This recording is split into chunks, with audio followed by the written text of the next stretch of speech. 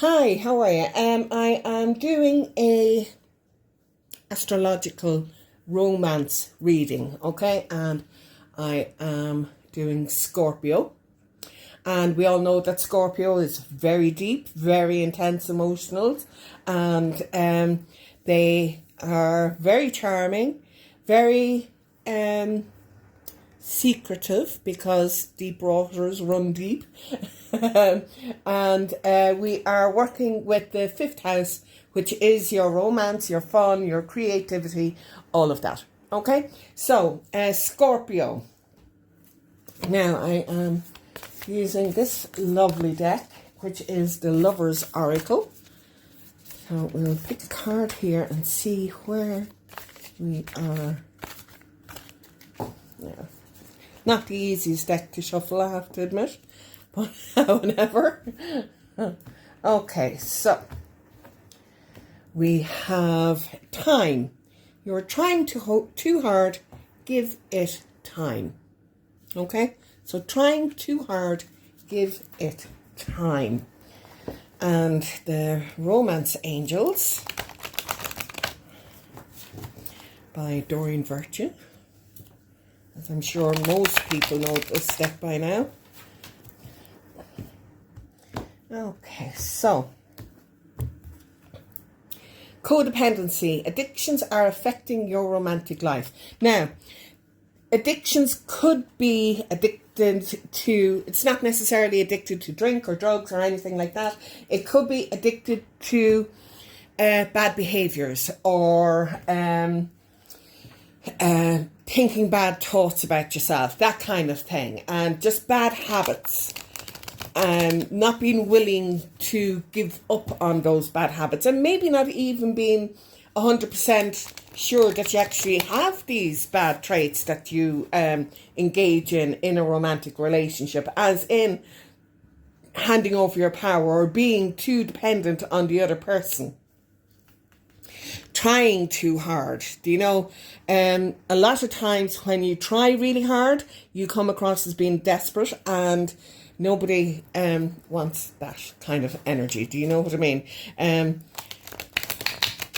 Nobody wants you desperately to be desperately wanting them, unless, of course, they themselves are narcissistic or whatever, and then they do want you completely dependent on them, which is not good for you. Okay, so your tarot cards then are the Six of Air, which is the Six of Swords. So that's really good. That means that this is changing for you. All right. We then have the Eight of Roses, which is the Eight of Pentacles, and this means that there's a lot of work that still needs to be done in this.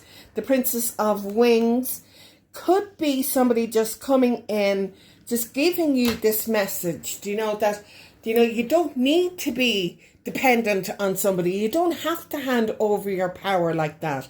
Handing over your power really puts you on the back foot. Okay, so you don't want to do that. Okay. Three of Shells is all about your friendship. Do not lose your friends over any relationship, okay? If you find that the person that you're involved with is trying to distance you from your friends, your family, all of that, just be very, very careful, okay? That's not a good thing to happen. Anybody who loves you for you will want to embrace your friends, will want to get to know you better through your friends. Okay, we have the Devil energy coming in there. This is really important. This is reiterating again this bad habits of codependency. I actually feel that there is somebody at the beginning of a romantic relationship. Now, you could be involved a couple of weeks or whatever, but it's the very beginning of a romantic relationship that this codependency is coming through hugely, and you're getting love bombed. Where they're telling you that they love you, that they can see you being with them for the rest of their life, that kind of thing, within a very short space of time.